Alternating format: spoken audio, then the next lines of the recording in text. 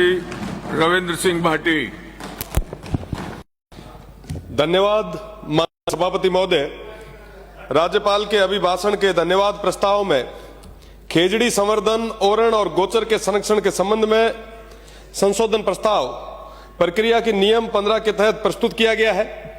मेरा निवेदन है कि इसको स्वीकार किया जाए। बिल्कुल, आप ले लेंगे तो बड़ी कृपा होगी। और जो बीकानेर में भाई मजबूत आवाज कर रहे हैं, उनकी बात सरकार तक भी पहुंचेगी। राजस्थान युवाओं का देश है। मैं भी एक युवा हूं। अभी तक युवाओं के विषय पे काफी बात हो रही थी। विपक्ष कह रहा था कि पक्ष कुछ नहीं कर रहा, पक्ष कह रहा था कि विपक्ष कुछ नहीं कर रहा। अरे साहब, इतने सालों से पेपर लीक हो रहे हैं, आप बताइए तो सही कि आखिर जिम्मेदार कौन है? आज तक किसी ने जिम्मेदारी ली क्या? अभी तक पेपर लीक के उस दंश से निकले ही नहीं थे। पेपर लीक के उस दंश से निकले ही नहीं थे कि ओमर सीट का एक और प्रकरण सामने आ गया। अरे साहब, उन युवाओं के भविष्य के साथ खिलवाड़ आखिर कर कौन रहा है? एक के बाद एक। साहब, हम हमेशा देखते हैं जब भी कोई परीक्षा होती है, बहनों के मंगलसूत्र उतार दिए जाते हैं, उनकी चोटियां काटी जाती हैं, मेरे सिख सरदार भाइयों की पग उतारी जाती है। और वो तमाम लोग इसलिए सहयोग करते हैं कि काश ये पेपर लीक रुक जाए। पर साहब, जब बाढ़ ही खेत को खाएगी तो बचाएगा कौन?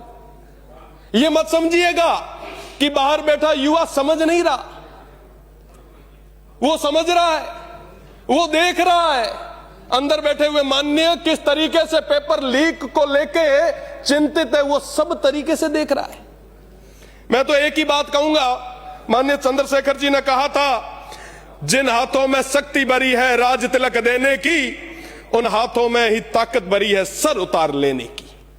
साहब, समय रहते पेपर लीक रे प्रकरण ना और तमाम यह मुद्दा रे माते एक विशेष आप चर्चा कराओ और स्थितियां जो है वो प्रदेश रे सामी लाओ। ए तो बात हुई रही हायर एजुकेशन रही। अब मैं आता हूं हमारे स्कूलों की। थोड़ी देर पहले स्कूलों पे चर्चा चल रही थी, स्कूल्स की बातें हो रही थी। कहा गया हमारे विपक्ष के नेताजी ने कि 1.5 लाख टीचर्स की कमी है, 3700 स्कूल जर्जर अवस्था में है, 80,000 कमरों की जरूरत है, 44,000 शौचालयों की जरूरत है।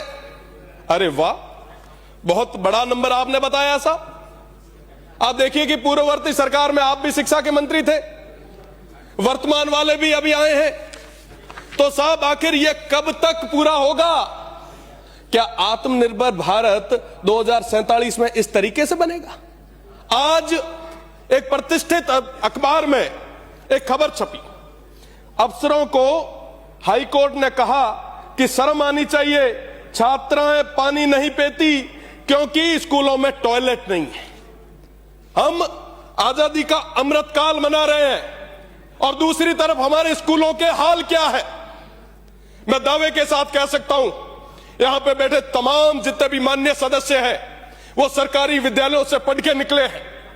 पर आज के समय में उन सरकारी स्कूलों के हाल क्या है, हमें समझने की जरूरत है।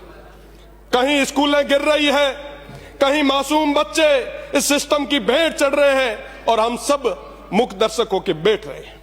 बाबा साहेब ने कहा था, शिक्षा वो शेरनी का दूध है जो जितना पिएगा उतना दहाड़ेगा। पर आज क्या हो रहा है? क्या इस तरीके से हम तक्षशिला बनाएंगे? इस तरीके से हम नालंदा बनाएंगे?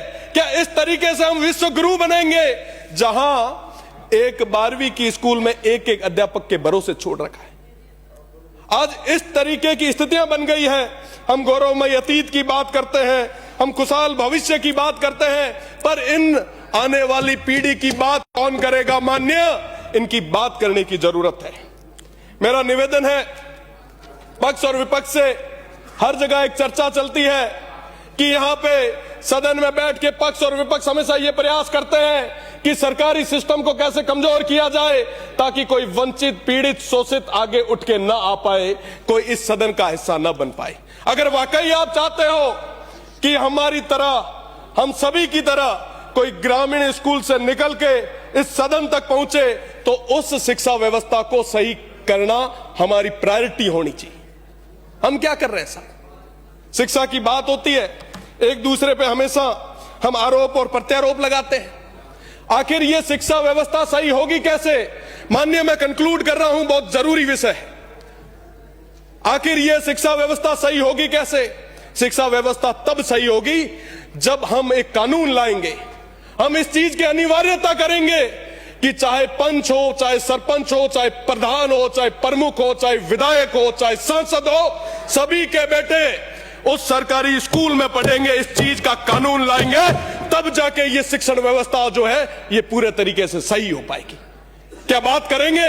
मैं तो यहां खड़ा रह के माननीय मुख्यमंत्री जी से कहना चाहूंगा कि आप ऐसा नियम लाए, हम आपका सहयोग करेंगे और मिलके, और आप देखें अगर ऐसा कानून राजस्थान में आता है कि साथ ही साथ अधिकारियों के भी जो पुत्र हैं वो सरकारी स्कूल में पढ़ेंगे, तो निश्चित रूप से ये जो शिक्षण व्यवस्था है ये सही होगी। आज के समय में आप देखेंगे कि कोई भी सक्षम व्यक्ति सरकारी स्कूल की तरफ नहीं जाता, कोई ध्यान नहीं देता, ना हम देते हैं, ना सरकारी सिस्टम देता है।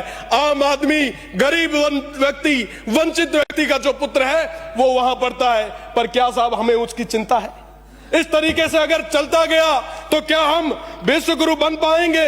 मेरा तो यही निवेदन है कि हम सब मिलके काम करें। मैं बात पूरी करने से पहले हुक्मरानों ने फरमाया है, एक चीज है, लाइनें हैं, ये जरूरी है, ये प्रदेश की जनता सुनना भी चाहती है।